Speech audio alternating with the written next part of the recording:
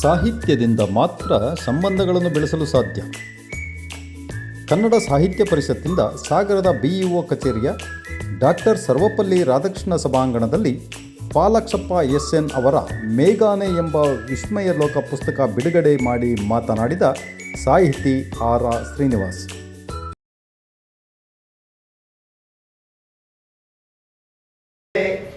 ಲಾಟಿಗೆ battery charge ಮಾಡಿಕೊಂಡಿರೋ ಲಾಟಿ, ಹೆಣ್ಮಕ್ಳನ್ನ ದೂಡುವುದು, ಯಾರೋ ಗೂಂಡಾಗಳಂತೆ ವೇಷ ಅಂದರೆ ಸಮವಸ್ತ್ರದಲ್ಲಿಲ್ಲದಂಥ ವ್ಯಕ್ತಿಗಳು ಹೊಡೆಯುವುದು, ಇದೆಲ್ಲ ಎಲ್ಲಿದೆ ಡೆಮೋಕ್ರಸಿ? ಇಂಥ ಹೊತ್ತಲ್ಲಿ ವಿದ್ಯಾರ್ಥಿಗಳ ಕನಸು ಏನಾಗಬೇಕು? ನಮ್ಮಂಥವು ವಯಸ್ಸಾದವರು ಏನು ಹೇಳಬೇಕು? ನಾವು ಈ ರೀತಿಯಲ್ಲಿ ಸುಮ್ಮನೆ ಕುಳಿತುಕೊಂಡು ಹರಟೆ ಹೊಡೆಯುವ ಕಾಲ ಈಗ ಆಗಲಿಲ್ಲ ಅನ್ನೋದಕ್ಕಾಗಿ ನಾನು ಇದನ್ನು ಪ್ರತಿಭಟಿಸ್ತಾ ನಾನು ಅತ್ಯಂತ ಸಂತೋಷದಿಂದ ಮಾಡಿದ್ದೇನೆ ಅಂತ ಹೇಳುವುದಿಲ್ಲ. ಅದು ಲೇಖಕರ ವಿಷಯಕ್ಕಾಗಲಿ ಪುಸ್ತಕದ ವಿಷಯಕ್ಕಾಗಲಿ ಅಲ್ಲ, ಸಂದರ್ಭದ ವಿಷಯಕ್ಕಾಗಿ ಮಾತ್ರ ಇದನ್ನು ನಾನು ಪ್ರತಿಭಟಿಸ್ತಾ ಇದ್ದೇನೆ. ದಯವಿಟ್ಟು ಮಾಧ್ಯಮದವರು ಇದನ್ನು ದಾಖಲು ಮಾಡಲು ಯಾವ ತೊಂದರೆಯೂ ಇಲ್ಲ. ಈಗ ಪುಸ್ತಕಕ್ಕೆ ಬರ್ತೇನೆ. ಅದರ ಮೇಲೆ ನೋಡೋದಕ್ಕಷ್ಟೇ ನಾನು ನೋಡಿದ್ದೇನೆ. ಹಾಗೆ ನೋಡಿದ್ರೆ ಮೇಘಾನೆ ಅನ್ನೋದು ನನಗೊಂದು ಸ್ಮೃತಿಯನ್ನು ಕೊಡುತ್ತೆ. ನನ್ನ ಹುಟ್ಟೂರು ಅಲ್ಪಳ್ಳಿ ಅಂತ ಬರೋದು ಸೀಮೆಯವ್ರನ್ನ. ನಾನು ಸುಮಾರು 8-9ನೇ ವಯಸ್ಸು 10ನೇ ವಯಸ್ಸಿನಲ್ಲಿದ್ದಾಗ ನಮ್ಮೂರಲ್ಲಿ ಹೋಗಿದ್ದ ಮೇಘಾನೆ ಚೌಡ ಅಂತ ಆದ ಕೊನೆ ಹೋಗ್ತಾ ಇದ್ದ. ಅಲ್ಲಿಂದ ನನ್ನ ನಾವು ತಮಾಷೆ ಮಾಡ್ತಿದ್ವಿ, ನಮ್ಮ ದೊಡ್ಡರಲ್ಲ ಅಗಾನೆ ಮೇಘಾನೆ ಅಂತ ಅವ್ರಿಗೆ ತಮಾಷೆ ಮಾಡ್ತಿದ್ವಿ. ಆಮೇಲೆ ಮುಂದೆ ಸುಮಾರು 80ರ ದಶಕದಲ್ಲಿ ನನ್ನ ಮಿತ್ರರೊಬ್ಬರು ಪತ್ರಿಕೆಗಾಗಿ ಅಲ್ಲಿಗೆ ಹೋಗಿ ಅಲ್ಲಿ ಬೆಳೆಯುವ ನಿಂಬೆ ಹುಲ್ಲಿನ ಬಗ್ಗೆ ವರದಿ ಮಾಡಿದರು. ರಾಜೇಶಾಮನ ಸಂಪಾದಕರಾಗಿ ಗುರುನಾಥ್ರೆ ಕನ್ನಡಪ್ರಭ. ಆಮೇಲೆ ಅವರು ಅದೇ ಪತ್ರಿಕೆಗೆ ಸೇರಿಕೊಂಡ್ರು. ಅದನ್ನೇ ಅಲ್ಲಿಂದ ಒಂದು ನನಗೆ ಹಾಗೆ ಮೇಘಾನೆ ಅನ್ನೋದು ನನ್ನ ಹತ್ತಿರಕ್ಕೆ ಬಂತು ಹೇಳ್ತಾ ಹೇಳ್ತಾರೆ.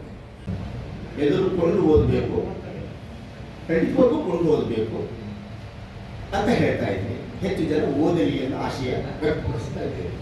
ಆದರೆ ಒಂದು ಸಮಸ್ಯೆ ಇದೆ. ಸಾಧ್ಯ ಆಗುತ್ತಾ?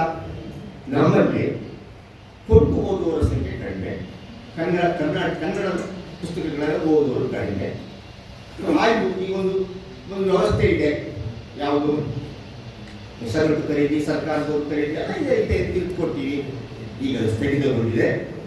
ಸಾವಿರಾರು ಗ್ರಂಥಾಲಯಗಳಿದ್ದಾವೆ, ಅದಕ್ಕೆ ಪುಸ್ತಕಗಳನ್ನು ತಗೊಳ್ಳೋದಿಲ್ಲ. ಸರ್ಕಾರ ಸಹಾಯ ಮಾಡೋದಿಲ್ಲ. ಲೇಖಕರು ಏನು ಮಾಡಬೇಕು, ಯಾರು ಓದಬೇಕು, ಹಿಂಗೆ ಕೊಡಬೇಕು.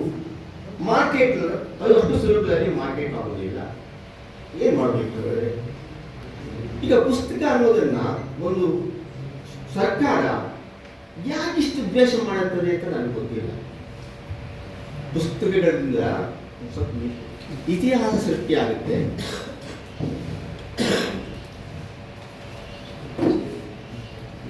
ಪುಸ್ತಕಗಳಿಂದ ಇತಿಹಾಸ ಸೃಷ್ಟಿಯಾಗುತ್ತೆ. ಪುಸ್ತಕಗಳು ಮುಂದೆ ಮತ್ತೆ ಇತಿಹಾಸವನ್ನು ಸೃಷ್ಟಿ ಮಾಡುವ ಶಕ್ತಿ ಇರುತ್ತೆ. ಉಪನಿಷತ್ತುಗಳನ್ನು ನೀವು ನೋಡಿರ್ಬೋದು. ಅದು ಆರಂಭ ಆಗಬೇಕಾದ್ರೆ ಪುಸ್ತಕ ಆಗದೆ ಇರ್ಬೋದು. ಈಗ ಪುಸ್ತಕ ಅದು ನಮ್ಮ ಭಾರತೀಯ ಆಲೋಚನಾ ಕ್ರಮವನ್ನು, ಅನೇಕರ ಚಿಂತನಾ ಕ್ರಮವನ್ನು ಬದಲಿಸಿದಂಥ ಒಂದು ಅದ್ಭುತವಾದ ಕೃತಿಗಳವೆಲ್ಲ. ಅದೆಲ್ಲ ಧಾರ್ಮಿಕ ಕೃತಿಗಳಲ್ಲ, ಅದೆಲ್ಲ ವಾಸ್ತವಿಕವಾಗಿ ಚಿಂತನೆ ಇರುವಂಥ ಒಂದು ದಾರ್ಶನಿಕ ಕೃತಿಗಳು. ಕೆಲವರು ತಿಳ್ಕೊಂಡಿದ್ದಾರೆ ಉಪನಿಷತ್ತು ಧರ್ಮದ ಗ್ರಂಥ ಅಂತ. ಖಂಡಿತವಾಗೂ ಧರ್ಮದ ಗ್ರಂಥ. ಸಾವಿನ ಬಗ್ಗೆ, ಒಟ್ಟು ಇಡೀ ವ್ಯವಸ್ಥೆಯ ಬಗ್ಗೆ, ಇಡೀ ಪ್ರಪಂಚದ ಬಗ್ಗೆ ತುಂಬ ಗಂಭೀರವಾದ ಆಲೋಚನೆ ಮಾಡುವಂಥ ಕೃತಿಗಳು ಅವೆಲ್ಲ. ಆ ಕೃತಿಗಳು ಅದು ಗೊತ್ತಾಗದೆ ಹೇಗೆ? ಎಲ್ಲರೂ ಗೊತ್ತು ಮಾಡಬೇಕಲ್ವ ನಾವು. ಹಾಗೇನೆ ಯಾರೇ ಬರೆದ ಕೃತಿಯಾದರೂ ಅದಕ್ಕೆ ಆದ ಒಂದು ಯೋಗ್ಯತೆ ಇರ್ತದೆ. ಅದನ್ನ ಹೆಚ್ಚು ಜನ ಓದುವಂತಹ ಒಂದು ವ್ಯವಸ್ಥೆ ನಾವು ಸೃಷ್ಟಿ ಮಾಡಬೇಕು. ಮೇಘಾನೆ ಎಂಬ ಪುಸ್ತಕದ ಕುರಿತು ಮಾತನಾಡಿದ ದತ್ತಾತ್ರೇಯ ಭಟ್, ಮುಖ್ಯ ಶಿಕ್ಷಕರು, ಸರ್ಕಾರಿ ಪ್ರೌಢಶಾಲೆ ಹಿರೇನಲ್ಲೂರು. ಈ ಪುಸ್ತಕವನ್ನ ನೋಡಿದಾಗ ಏನೋ ಒಂದು ರೀತಿಯ ವಿಶೇಷವಾಗಿರ್ತಕ್ಕಂಥ, ನಿಗೂಢವಾಗಿರ್ತಕ್ಕಂಥ ಸಾಹಿತ್ಯದ ವಿಷಯ ಇದರಲ್ಲಿ ಇದೆಯೇನೋ, ಒಂದು ರೀತಿಯ ಕಾದಂಬರಿ ಏನೋ ಅನ್ನುವಂಥ ಭಾವ ನಮ್ಮಲ್ಲಿ ಮೂಡುತ್ತೆ ಆ ಹೆಸರನ್ನು ನೋಡಿದಾಗ.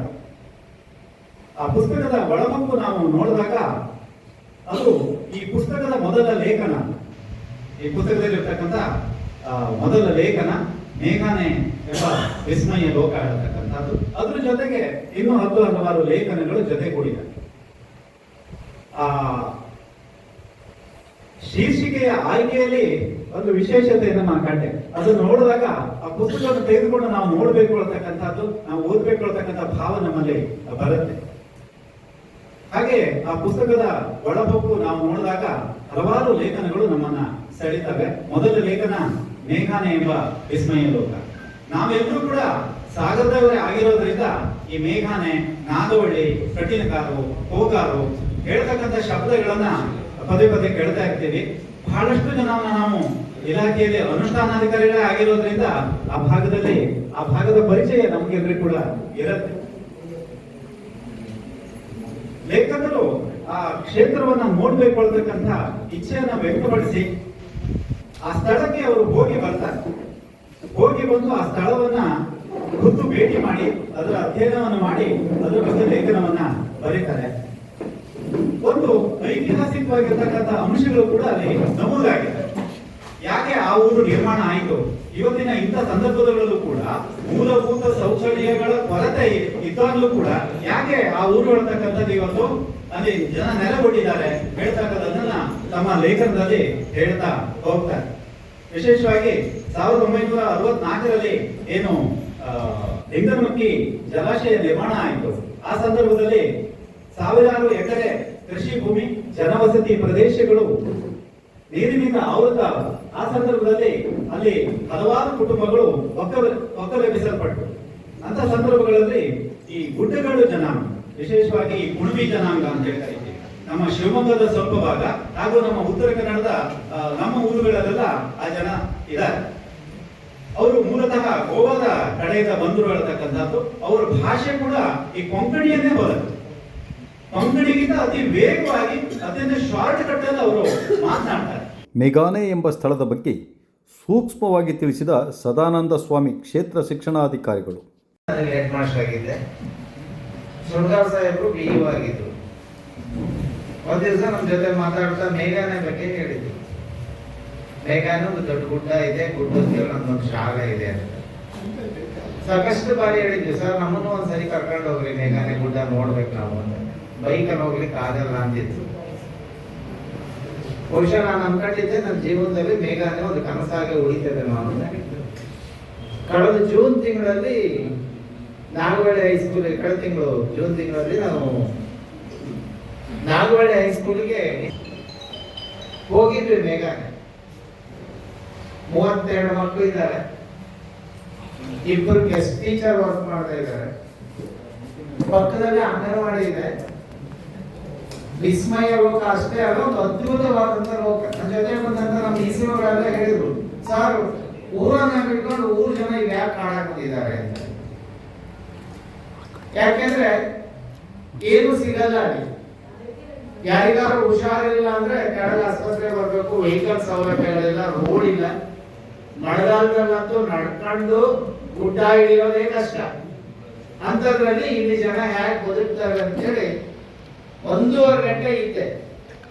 2 ಗೆಸ್ಟ್ ಟೀಚರ್ ಲೋಕಲ್. ಬಹುಶಃ ಯಾರು ಓದ್ಲಿಲ್ಲ ಅಂತಿದ್ರೆ ನಾವು ಹೊರಗಡೆಯಿಂದ ಗೆಸ್ಟ್ ಟೀಚರ್ನ ಕರ್ಕೊಂಡು ಹೋಗಿ ಆ ಶಾಲೆ ನಡೆಸ್ಲಿಕ್ಕೆ ಆಗುತ್ತೆ. ಮಕ್ಕಳು ಅಷ್ಟೇ ಅದ್ಭುತವಾಗಿ ಕನ್ನಡ ಓದ್ತಾರೆ, ಕನ್ನಡ ಬರೀತಾರೆ. ನನಗನ್ನಿಸ್ತು ಮೇಘಾನೆ ನಿಜವಾಗ್ಲೂ ಒಂದು ರೀತಿಯಲ್ಲಿ ನಮ್ಮ ಭೂಲೋಕದ ಸ್ವರ್ಗ. ಅತ್ಯಂತ ಸುಖಿಗಳಾಗಿದ್ದಾರೆ ಜನ ಅಲ್ಲಿ ಬದುಕ್ತಾ ಇರೋದು. ನಾವಿಲ್ಲೇನು ನಾಗರಿಕ ಬದುಕಿನಲ್ಲಿ ಜಂಜಾಟಗಳ ಮಧ್ಯೆ ಬದುಕ್ತಾ ಇದ್ದೀವಿ.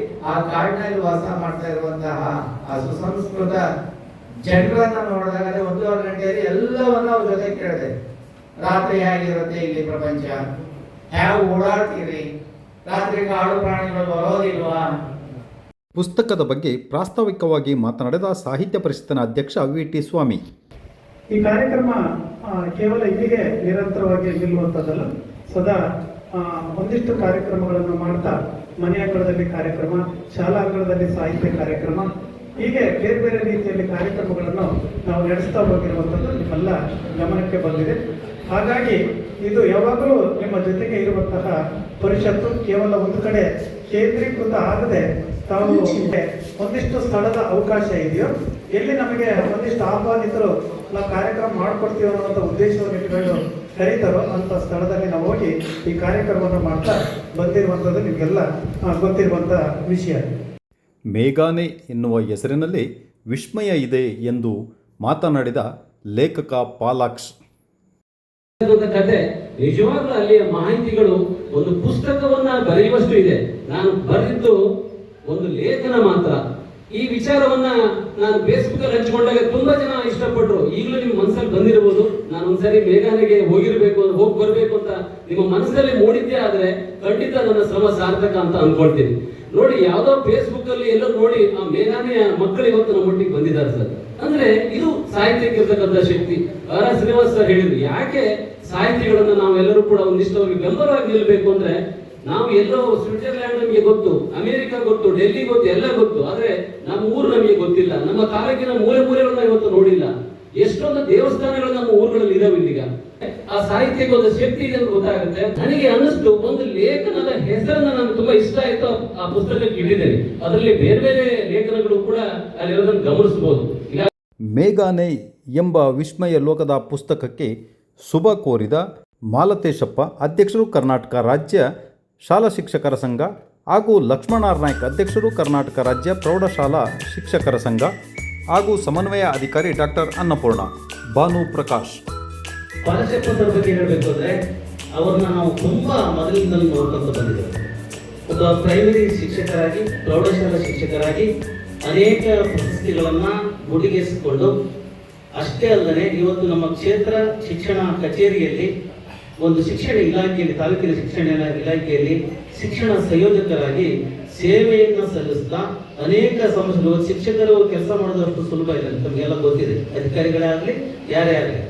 ಆದರೆ ಆ ಎಲ್ಲ ಕೆಲಸದೊಂದಿಗೆ ಒಂದು ಸಾಹಿತ್ಯದ ಕೃಷಿಯಲ್ಲಿ ಅವರು ತೊಡಗಿರ್ತಕ್ಕಂಥದ್ದು, ಅದಕ್ಕೆ ಅದು ಪರಿಶ್ರಮಗಳಿಗೆ ಮಾತ್ರ ಸಾಧ್ಯ ಎಂಬುದನ್ನು ಈ ಸಂದರ್ಭದಲ್ಲಿ ಹೇಳಲಿಕ್ಕೆ ಬಯಸ್ತದೆ. ಯಾಕಂದ್ರೆ ಒಂದು ಸಾಹಿತ್ಯ ಲೋಕಕ್ಕೆ ಹೋಗ್ಬೇಕು ಅಂದ್ರೆ, ಸಾಹಿತ್ಯದ ಕೃಷಿಯನ್ನ ಮಾಡಬೇಕು ಅಂದ್ರೆ ಅಲ್ಲಿ ಪರಿಶ್ರಮ, ಸತತವಾಗಿರ್ತಕ್ಕಂತಹ ಒಂದು ಓದುವ ಒಂದು ಇದು ಬೇಕಾಗುತ್ತೆ, ಹವ್ಯಾಸ. ಅದನ್ನ ಇಟ್ಕೊಂಡು ಇವತ್ತು ಬರೆದಿದ್ದಾರೆ.